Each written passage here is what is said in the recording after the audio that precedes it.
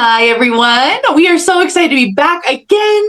We are so stoked to be celebrating not only a really amazing movie, but yet another anniversary year film. My name is Devorah Governelli. And I'm Carrie Parker. And we are going to be diving back 40 years into the amazing world of Jim Henson and the awesomeness that his legacy left on the world. And then we get to continue to live in and be nostalgic about and talk about its relevance that might be even more relevant today than it was when he created it. I'm going to shoot it over to Carrie. Jim Henson, obviously, is the creator of the Muppets.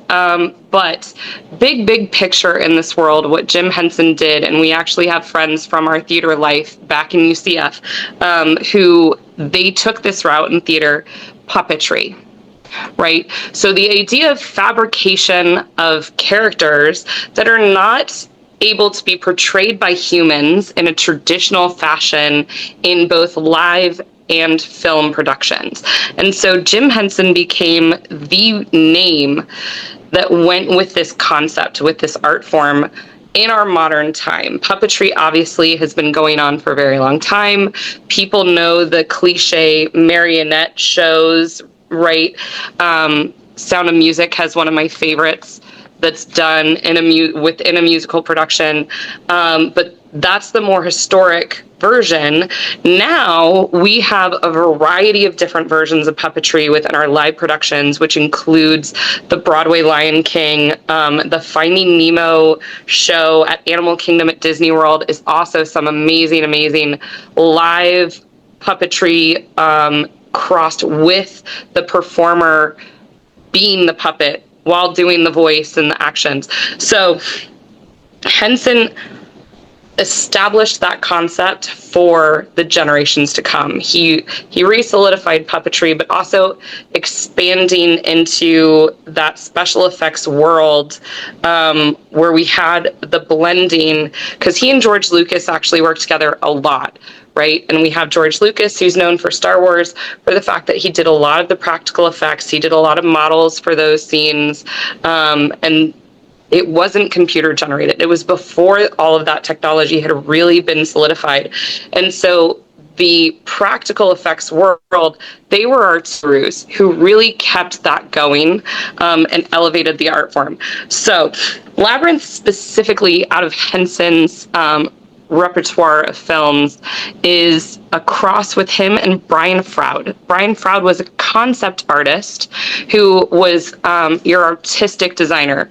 So in the film world, it's called the art department, right? But in the theater world, it's your scenic. And your scenic designer and your props, they all have to blend together. And then your costume designer comes in and your lighting designer, they all collaborate to create the world that the director has imagined. And so ultimately, Henson brought Brian in to create aesthetically this world. And then essentially they just went, cool, now we're going to write a story. Like, the priority was the art, the priority was the creation, and then they essentially pulled from all of these different stories in order to make it happen.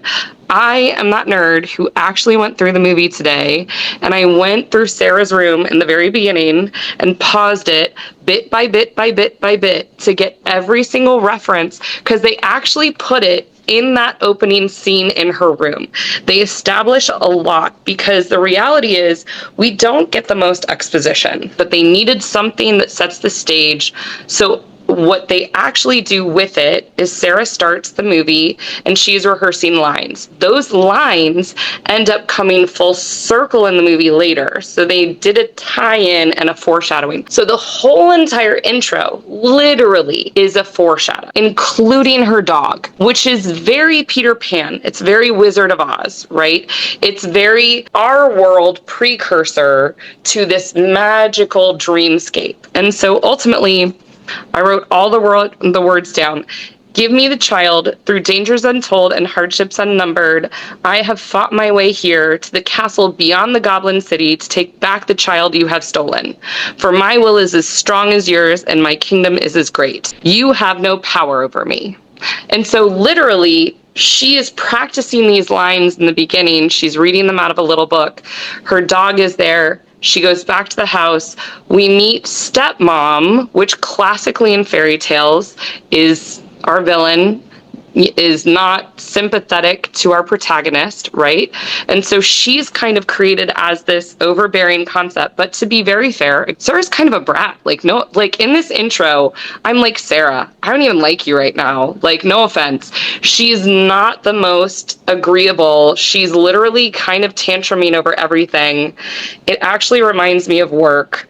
It's a tragedy. So behaviorally speaking, she's just kind of throwing a fit to throw a fit because she is wanting to be like a child and spend her time doing what she wants, but she has responsibilities now that she's older, which becomes one of the main overarching themes is going from our childhood to our adulthood.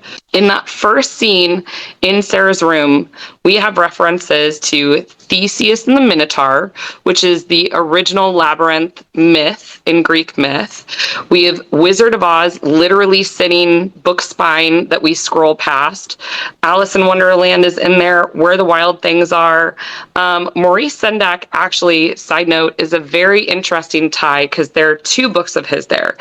His works were very drawn from in the fact that one of his other books, Where the Wild Things Are, obviously very fun, very Ludo, right? Like Ludo definitely feels like one of the monsters in that world. But Outside Over There actually became the big drawing point. And reading the synopsis, I was like, oh yeah, that definitely, yep. It's a huge influence as far as the overall story. And so actually historically, it was a legal issue. Maurice Sendak actually took up issue with Jim Henson and company about the fact that he felt like his work was being stolen.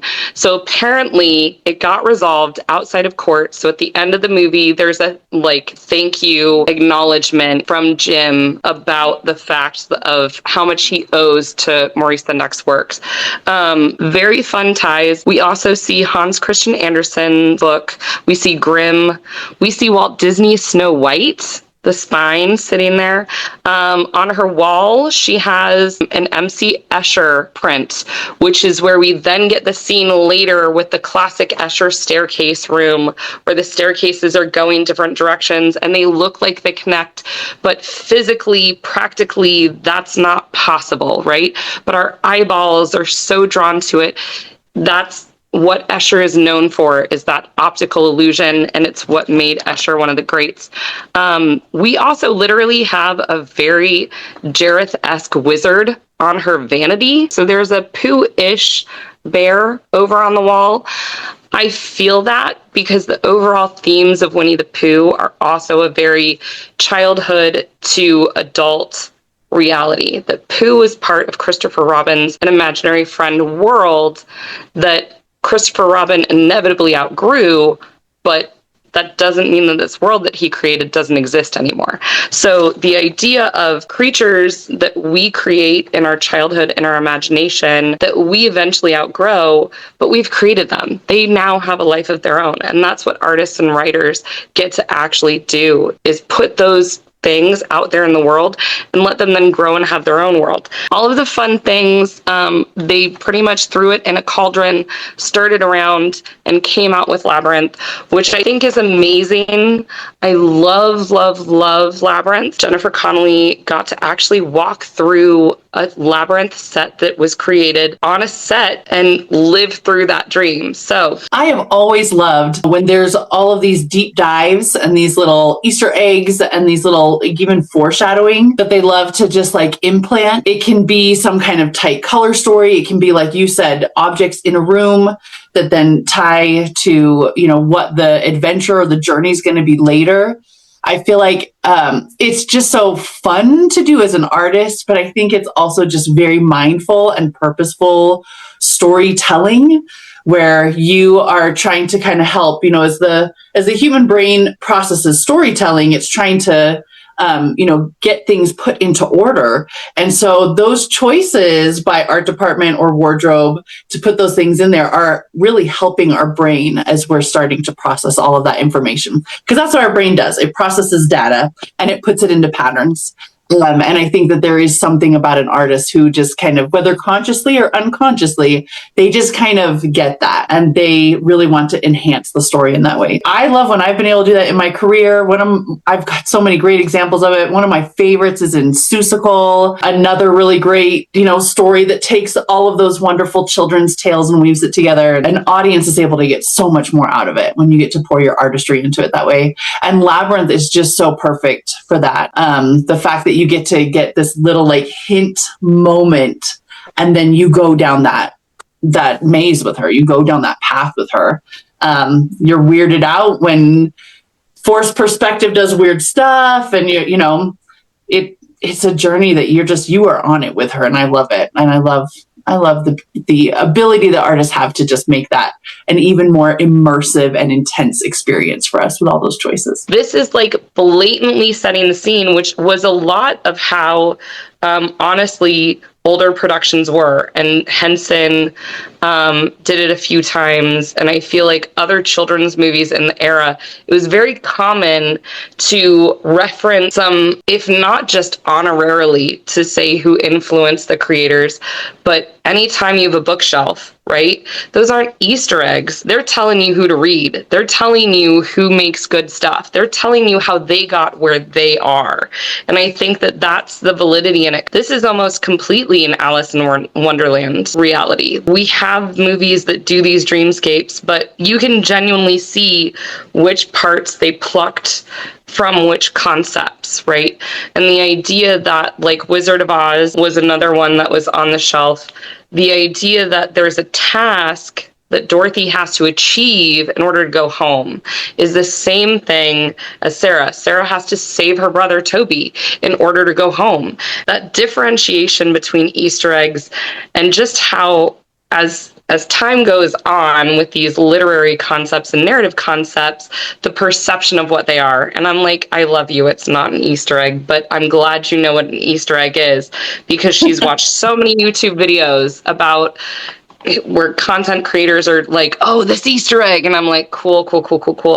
I think another great example of that that aligns really closely is just most recently Agatha All Along, where you get, and that's more episodic, but it's almost in reverse. Instead of seeing the room and then seeing the journey, you actually go on most of the journey with the characters, and then you see his room.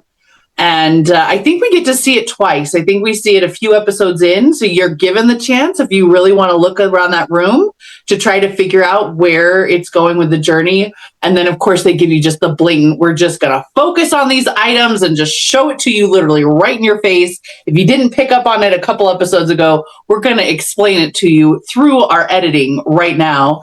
But it's very similar, where you're seeing all of the little tchotchkes and trinkets around his whole room. And it helps you to click like, oh, he created that path. He created that journey for everybody. This is who he is. Because that is the other thing. As art department, you're also doing a character analysis. It's not just script analysis. It's also character analysis, because you can't have a great script without great characters and character arcs and character developments. And so you're also communicating to the audience, this is who this person is. If they, as a real being, made the choice to set this up as their environment, this is informing you, this is who this character is. So yeah, I love that. I love that so much. And that's why I love this collaboration of Brian Froud and Jim Henson. The interesting part is that they use so many visual cues where they weren't using script, right? So she is setting up the lore for us as we go through the story. So once David Bowie shows up, he says that the crystal is not meant for an ordinary girl who takes care of a screaming baby, which is almost that challenge. It's the challenge to Sarah of, who are you choosing to be right now? She ends up, of course, agreeing that she has to go save her brother. We start out with Hoggle, and then Hoggle takes her into the very beginning of the labyrinth, and then we meet our favorite. Hello. That new guy was so cute. I loved him so much. He even snuggled him. He's so cute. And he's so tiny. That's why we want to hug it, because in the back of our brains, we know it's huggable. We move from, he kind of teaches her, it's not everything is what it looks like. which is an ongoing theme as well throughout Labyrinth. But this is the first part because she sees a wall, but ultimately the perspective with the wall, once she walks forward, it's not a wall. There's a split and there's an opening, but because the pattern of the stones, it looks like one wall. So it's forced perspective. We then go to the tile stone area, which this is one of my literal favorite metaphors for life because Sarah's not dumb. So she's going through and she starts marking the tile stones. She's like, cool, I went this way. Right? So that way she knows that if she ends up going in a circle, she's going to come across one of those stones and she's going to go, I'm going in circles. This isn't working. Right? But as soon as we see her walk away, we see the adorable little mischievous goblin going, hee hee hee hee hee, and pushing the stone up, flipping it over, and putting it back in place. Right? So they are erasing her idea of, I know what I'm doing, I'm safe, I'm not going to go in circles, is now taken away from her, which is so relatable and so relevant in the world because we often feel that way. We put safety nets, we put different things in place so that we feel like we are progressing forward and not sliding backward. And in reality, other forces that we could not foresee are coming along and taking those safety nets away. And it's part of the human existence. The reality of, as much as we want to think the world is a safe place, the world is a predictable place, there are always going to be uncertainties, but there's also always going to be just other people, other creatures in our world. And they have every right to exist. Do we sometimes think they're dumb and evil and not like them? Yes, 100%. Like, what is that little goblin getting out of flipping her tile stones other than just being rude? But maybe it's being so rude true. Is what he was made for. It's so real. So real, right? But maybe when God created that little goblin, that was his whole point. You're going to ruin people's days. Stamped, done, certified, right? Yeah. So then we go to Helping Hands, which I love. I love the Helping Hands. Again, very Alice-esque, right? Because we always have that image of Alice falling and like the furniture and other things are randomly falling around her. And then there's the other thing that's randomly going the opposite direction of her.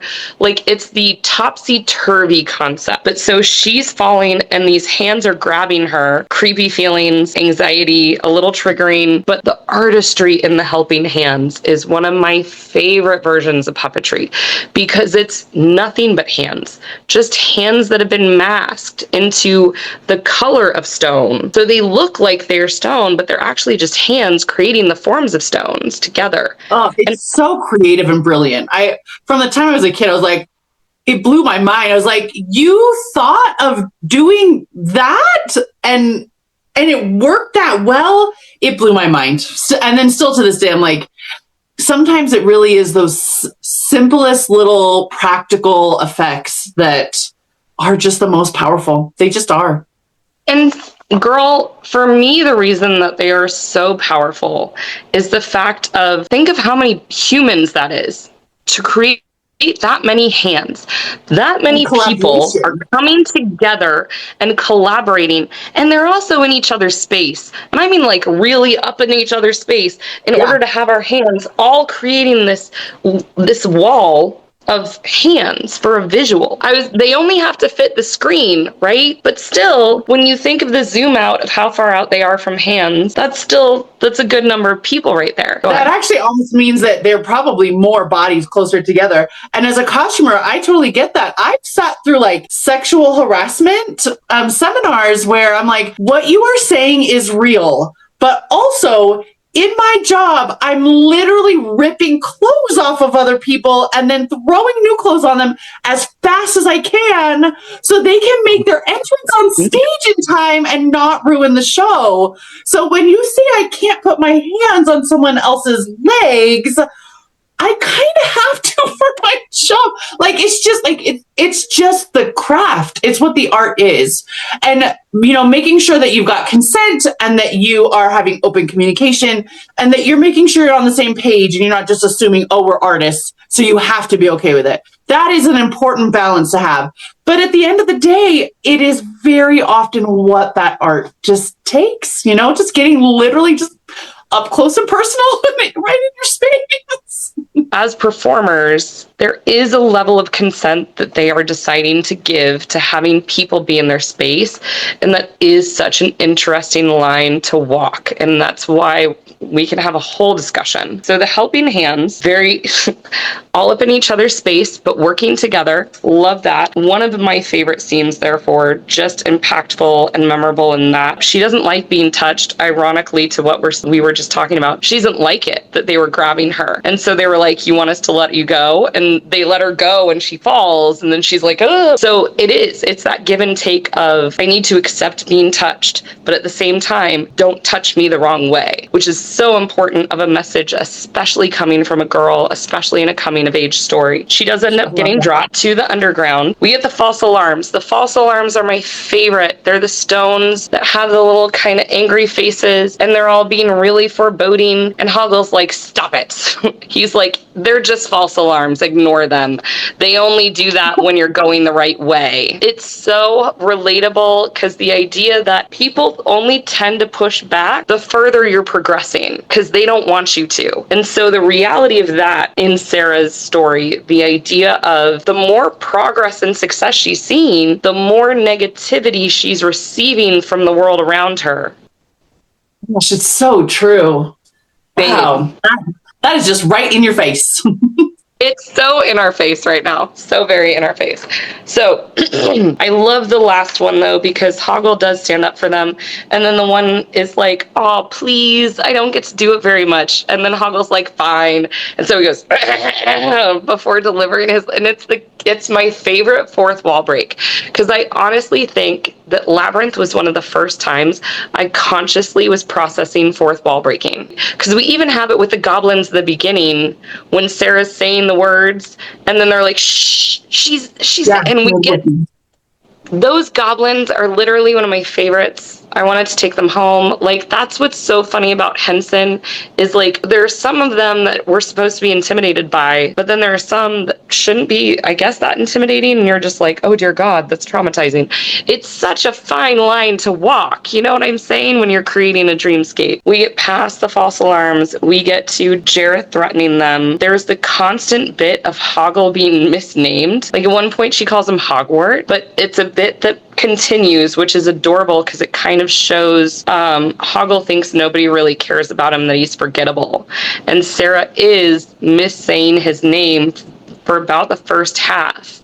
And he doubts that she actually cares about him. But she has said a couple times, you're my only friend here, which is also such a reality. The idea of we will be in different situations and we will naturally migrate and make friends. We make connections because we know it's easier to survive not alone. Like, it's easier when we have someone else on our side. We have another brain to work with. I love that story. I love how Hoggle is our representation of that. And again, the very end, the button of it, we'll come back to that. But so then Jareth threatens them and he sends the cleaners. The cleaners is that big creepy thing that fills the whole entire tunnel from our perspective. And they're like panicked. It's that also Star Wars did it in New Hope, is claustrophobic fear of, you're going to get squished to death. And then they manage to miss it. And then as soon as it goes by, you see that it's just this disc that's like only this thick. And then some goblins on the other side are like pedaling it through. So then we get to the old man in the hat, also adorable, also totally love them, and one of the most memorable creatures in, I think, all of Henson, but I am partial to Labyrinth over like Dark Crystal and other things. So the old man, who's, not the quickest, and the hat's real impatient and snarky, but the old man makes the statement of things aren't always what they seem, which is again that overall art of the labyrinth and trying to survive through the labyrinth, which is such a metaphor for life and the human existence living in our world. Things are not always what they seem, so don't let it fool you. So then we end up in the shrub and stone maze, again with our nice tall shrubs like the shining labyrinth. And then the chompers, the little goblin-y guys that are like in their suits of armor, and they have sticks, and on the top of the sticks are these little guys that just have teeth, and they're more more teeth than they are body or the rest of them, and they're just chomping, right? So we hear them, and we hear Ludo, and then that's our Ludo introduction. I love that you have a friend with you right now. Okay. This is Gordon. He's my baby boy. He heard my voice and he said, I have to come be with you. He's my baby boy. He's purring. He's so happy to see me. I'm his little Gordon boy.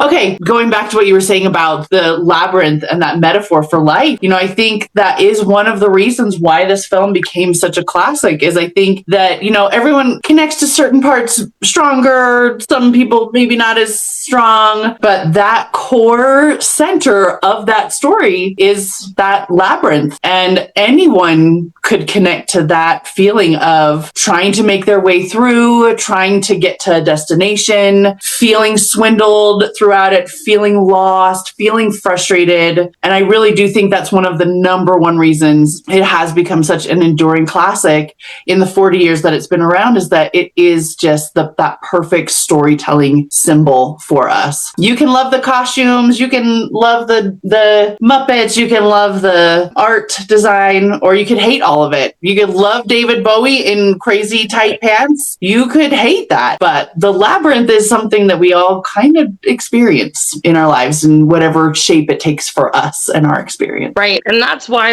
I ended up doing this in a very following the journey format is because the characters and the imagery are so memorable. At the same time, if you compare it to its counterparts like Wizard of Oz, we still have a very Wizard of Oz. She meets specific characters along the way, and each character has its own flaw, and each character is learning something or growing in that process. And so Ludo is probably our most pure. I don't think that there's much wrong with Ludo, but the thing about Ludo is on the outside, he looks big and scary, right? Literally Hoggle thinks Ludo's the problem, and what we come to find out, it's not Ludo that's the problem, it's the guys with the chomper guys who are harassing Ludo that are the problem. And so they, in their own way, created the same kind of process where Sarah meets these odd characters along her path and befriends them, and they all end up going down the same journey together and gaining something in the process. And the reality of just their different quirks, which we'll get to because we still have another one to meet. But so we meet Ludo, we find out he's friends with rocks. I love the foreshadowing there of Sarah's if only I had something to help, and a rock conveniently rolls up to her and she picks it up and she throws it, and that's how she ends up saving Ludo. And that's the other reality, is that in turn, Sarah ends up helping or rescuing each of her companions by rescuing each other. They all end up showing up for each other. They all end up contributing to the greater good of their journey and their path. And so acknowledging that, you end up creating a community no matter what we do, and creating those connections. It's just where that path ends up leading you. So we then get from Ludo to the door knockers, the mouth and ear guys. They're my favorites. They get the one out of the mouth of the one because the other one is in his ears, so the one can't hear and the other one can't talk, which is why they're awful partners. And I love how David Bowie bullies Hoggle and says, if she kisses you, I'll turn you into a prince. And Hoggle gets all excited, and then David Bowie is of the bog of stench. David Bowie's Jareth is trying to convince Hoggle she could never like you. Someone like that would never genuinely be your friend or like you. Obviously, she's just using you to get to the castle. And he keeps putting those thoughts into his head. And of course, the first thing that happens as soon as Sarah sees Hoggleneck is kiss him, because Hoggle rescued her. Because after this, we just go to the fire detaching creepies. I don't remember what their actual name is, but that's who they are to me. The fire, the detachable part creepy guys who somehow sound Jamaican, and they have that song. And interesting fact, that song, Chilly Down, is the only one not performed by David Bowie in the whole entire movie. All the other songs, although it's not actually a musical, in the traditional sense, but that's the only song that he doesn't perform, and it's because it's performed by the characters themselves in that scene. And so she throws their heads heads to get away. Like, she pulls their heads off and throws them. But the whole entire time, they're like, take your head off. And they keep pulling on her. And that, I was processing, why do I hate them? Why are they the things that I was always like, I will fast forward through the scene? Because it's the Alice in Wonderland, this world doesn't make sense concept. Because you have these creatures who assume, kind of like the flowers in Alice in Wonderland, that this creature must be one of us. Almost like they don't know that there are other creatures out there in the world. And so they're like, oh, just pop your head off. And she's like, my head doesn't detach, guys. Like, so she's automatically threatened and feeling unsafe because these guys are inadvertently trying to kill her. It's the anxiety that would give me, girl, was like, that's weird feeling I would have that would make me go, nope, I'm not watching this scene. I'm not looking, because she ends up pulling each of their heads off and throwing them, which actually agitates them more because they tell her it's against the rules to throw others' head. But they keep asking her, don't you want to take your head off? And it's the weirdest phrasing, but at the same time, it's showing a cultural discrepancy. It's showing the idea of they think that's so obvious. They think that's like a good thing. And it's like, I am a human girl. If I do that, I will die. We don't function the same way, bro. Like, cold-blooded, hot-blooded, whatever it is, we're not the same creatures. It's that reality of being in another world and in another culture, and the idea of you can comply with other cultures to an extent, and then there are lines. And you're like, yeah, it doesn't work that way. Hoggle to the rescue. That's when she kisses him. He literally throws a rope. She climbs over the wall. She kisses him, and then they are magically transported down to the Bog of Stench. We have the Bog of Stench scene. Ludo shows up. We meet Didymus, who is the little fox gentleman. Like, he came from Emmett Otter stock, and they put him in a fancy chivalrous medieval gentleman costume, and now he's out here guarding the bridge from the Bog of Stench and literally tries to fight Ludo. And he's some sort of acrobat, and so Ludo ends up thwarting him, and then Didymus is like, I concede. You are a great warrior. No one has ever bested me. It's almost like the Inigo Montoya of Labyrinth. And so that's our introduction to Didymus. And then we also establish that he is nose blind because he's freaking out about the smell. He's like, I need to get out of here. And Didymus is like, what smell? And they're like, bro, you literally guard the Bog of Stench. And he's like, so fresh, the air. Like, we have these grand gestures that show that he is somehow impervious to this, right? He has no clue what's going on. I say he's gone nose blind. I love that. Thank you, Febreze. So Ambrosius is his noble steed, and Ambrosius is the foreshadowing back to her dog in the opening scene. From there, Hoggle gets her to eat this peach that Jareth had given to him, because of course Jareth keeps threatening Hoggle about helping Sarah when really Hoggle's supposed to be undermining her. He gives her the peach. The peach is drugged essentially, and she ends up dreaming and going to the ballroom scene as the world falls down, which is the prettier, slower, you could almost slow dance to it song, hence the ballroom scene. The ballroom, which is so picturesque, by the way, that it's the thing that's supposed to appeal to her inner girl, the girliest version of you, because she is in one of the most gorgeous, glorious dresses, which is probably why Jennifer Connelly imprinted on so many of us at such a young age, is how genuinely princess-like she was. Every single girl wanted to be her. I wanted to be her. That scene in that moment is so very intrinsic to our fairy tale origins of what it would be to be royal, to be powerful, and what's the word it's like esteemed. That's the word I'm like, to be esteemed and to be valued by others and to be thought of as beautiful. And she encapsulates that in such a perfect way in this movie that it was impactful to a whole generation, and now more generations to come. We have the bubble burst with the masquerade ball, because despite his efforts, she still is like, I have to save Toby, despite all of her complaining about him in the beginning of the movie. So then Hoggle's despair, which is, she'll never forgive me, she'll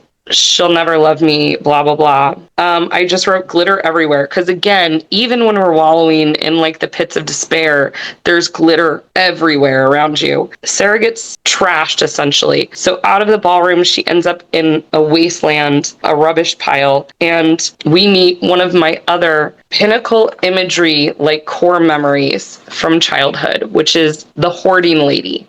So it's literally in the wastelands, this creature that is supposed to look like an elderly female goblin who has just this thing that is her back. And it's all of these possessions. It's all of these material items and objects. And so ultimately, she starts trying to appeal to Sarah because Sarah's still kind of out of it. The lady hands her Lancelot and is like, here, isn't this important to you? She's like, oh yeah. And the next thing you know, she's in her bed, in her room, and she thinks she woke up from the dream and everything's better and everything's back to normal. And she's holding Lancelot and she goes to open the door and there's the hoarding lady again with all the objects on her back. And she's like, no, no, no, no, no, you don't want to go that way. And she enters Sarah's room and she starts stacking Sarah's possessions to recreate what she is, to create that this is your burden. These are your material items and possessions, which is such an interesting image, especially when you counter it in a Wall-E world. Yes, The idea of hyper-consumerism capitalism, where we think we need Labubus. We think we need all of these Pop Mart things and these objects. But at the end of the day, it was a distraction, right? The lady was there to distract her. And she keeps going, but yes, this stuff has sentimental attachment. So she's not arguing about, like, yes, she loves those items. Because the lady keeps trying to talk about how important they are to her. She's like, yes, they're important. But she was like, but something's missing, right? And so deep down, subconsciously, she's still like, nope, this isn't it. There's something wrong here. And she remembers, I have to save Toby. And then the whole entire room shatters. All this stuff breaks down and crumbles around her. And ultimately, that is your moment of coming of age. That is I was a child. I played with childish things. Now that I'm a grown-up, I have responsibilities. I'm able to prioritize what's actually important over the toys that meant a lot to me at the time, which is such a classic metaphor. And we see it in so many ways. And Inside Out, we see it with the imaginary friend saves Riley and then ends up falling back into the land of lost memories. And so it's the same sensation. It's the same feeling. We are going through Sarah had her breakthrough moment. She knows that I had belongings. I had my childhood. These things were valuable. These things are memories, even maybe things that tie to her mom and that she was keeping because of her mom. But that reality of they're not more important than my brother who hasn't gone through his childhood yet. He hasn't even gotten to have those memories. She's able to prioritize. She's able to remember the mission, which is saving Toby. She is reunited with the group, and Hoggle is expressing remorse. Everyone forgives Hoggle. Everyone. Ludo says Hoggle is friend. Ludo is adorably our Groot-ish character, where his language skills are not the most elaborate, but they all identify, you are a friend, and they all tell him, you're noble. They are empowering and encouraging him. They are tearing down what Jareth has been trying to tell him the whole entire time, which is you are capable of good things. You are a good guy. You have redeemable value. And that is such a huge metaphor as well. The idea of what society and other people around you might try to tell you to keep you in your place, but that's all it is. It's them trying to keep you in your place. It does not define you. And the fact that they can identify actions, behaviors, and moments that Hoggle had to reinforce this, like, we have the evidence, bro. You're not a bad guy. You're a guy who got threatened, and so you were convinced you had to do those things in order for your own safety, but you don't have to do that when you're with us. We've got you. And that's what is that community and that reality of when you have those connections and everybody's got each other's back. One for all for one. Then we go into one of the big climactic final scenes. The whole entire team is fighting essentially the little goblins that are in their suits of armor. Some of them are cannonballs, like, because they're so much metal that they're just shoved in a cannon and spat out at the fight. That ends. and she falls into Escher. She is now in Escher world, climbing stairs, helplessly so, and trying to retrieve Toby. And then the world kind of falls apart because Jareth realizes, right? So the next obstacle is he's literally torn that apart. And he tries to confront her and is just like, why? Why are you doing this? You could live here. I don't think I can live without you. Like, why? Why are you doing this over Toby? Like, he can be a goblin and you can just forget about him and it'll be great. And then we go full circle and she recites the lines from the very beginning, verbatim. It all clicks, which is actually a way better acting moment than the whole entire intro. The fact that the lines click and she realizes, I already know this. I already have the words. I already have the power. The babe with the power, she already has it within her. She already knew. She didn't need anything else. All she had to do was stand up to him. And so ultimately it works. And then she ends up waking up in her room. The scene that she thought was happening earlier is actually happening. Everybody's home. Everybody's safe. We hear her dad, we're home. And the whole thing was essentially a dream. And so in that moment, she's sitting in the vanity. She sees Ludo in the mirror and she turns and Ludo's not there. And she's sad. Then we see Hoggle in the reflection in the mirror and he says, should you need us? Girl. So the reality that she sits there and she says, I need you. And he was like, you do? Here are my notes. Every now and again in my life, for no reason at all, I need you. So that reality that the now grown Sarah, who's identified that she was being childish, that she was not prioritizing the right things, that she was being selfish, is acknowledging that the inner child will always need them. And she will. Always. And it's so true. Like, no matter how we grow, no matter how we change, the idea that memories, moments, images, movies, stories, we need them. And we need them because they remind us of where we've come from. They remind us of the kid who learned that lesson, the kid who went through that experience, had something click, and now their perspective has changed, right?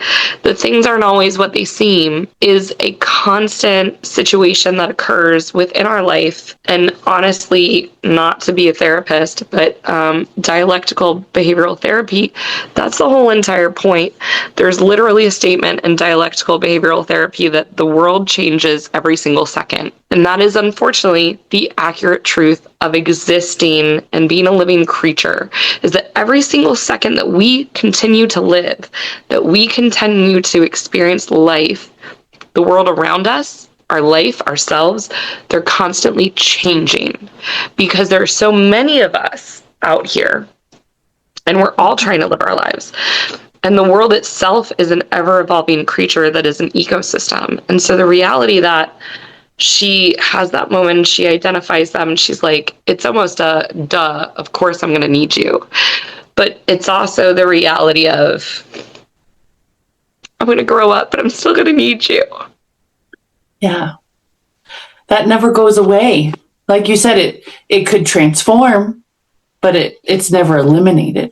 Oh, and this is why we need storytelling, processing emotions and thoughts and concepts, all of it.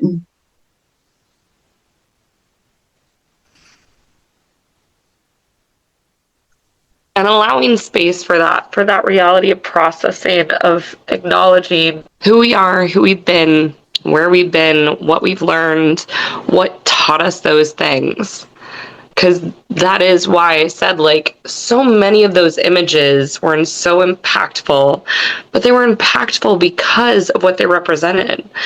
And that's why each of the visuals can literally be broken down into the imagery they are representing on so many levels. We can sit here as an audience and it can affect us in so many different ways. And you can break down the different ways the images can affect people, what emotions they might trigger, what memories, how it might affect somebody, how it's relatable, all of those concepts. And that's why visual storytelling, in addition to, which again, they honored all of the books, the written version that helped influence it, but the visuals are also so necessary. And why you and I are those nerds who, until the day we die, we will validate visual art, right? Because films turned into that medium that were visual art, like paintings, plus the storytelling combined into a concept where we can see both of them play out together in this amazing marriage of art and storytelling. And so, sorry for the tears, but yes, that reality of, I mean, that's exactly what she's going through. It ends up being a little party. They all come out because she's like, of course I need you. And then they're like, really? And then they all dance, they all party, and they're jumping on the bed and having a great time. It is that reality of we need to allow ourselves that space every now and then to admit we need other people, we need other creatures, we need that inner child. We need to remember why we do the things we do. The fact that nowadays, unfortunately, it's a meme of what radicalized you. The Muppets radicalized me, guys. Jim Henson radicalized me. Sorry, not sorry. Like, if you don't like it, go somewhere because you don't deserve good things. The idea that Kermit, Jim Henson, amongst so many others, because we're in a Henson moment right now, and I don't want to deflect from that, but they're the ones who radicalized us. You know, they're the ones who, their stories, where I identify with a scrawny frog, a scrawny nerdy frog, is so weird to me because, of course, as a girl, I always thought I should identify with Miss Piggy, which I also identify with Miss Piggy. Don't get me wrong. But my need for attention is not half as much as Miss Piggy's, right? I don't want to do 15 musical numbers. I'm okay, you know? But do I want a lot of attention from the man that I adore? Yes. But there's so much intention and yet so much creativity, so much metaphor, so much illusion with an A. Girl, that's like, there was this meme the other day that was like, sometimes I read the work emails I wrote and I can't believe I'm pretending to be this professional. And I'm like, yup. I don't know. Who's that? That's weird. So we interpret so much out of these things, and who knows if the creators ever had that intention or imagine that we would interpret it on that level. Thank you so much once again for joining us. We hope that you had such a great time diving into Labyrinth and Jim Henson and all of the wonderful storytelling that happened both in that film and just in his workshop in general. If you've got any thoughts, we for sure want to hear about them. And we are, of course, are super excited to be able to dive deep with you in the next movie, in our next episode. Yes, thank you so much. Thanks for coming along the journey with me and me geeking out. Let us know what your favorite moments in Labyrinth were so we can talk about it again sometime. Awesome. You guys are wonderful. We'll see you next time. Bye.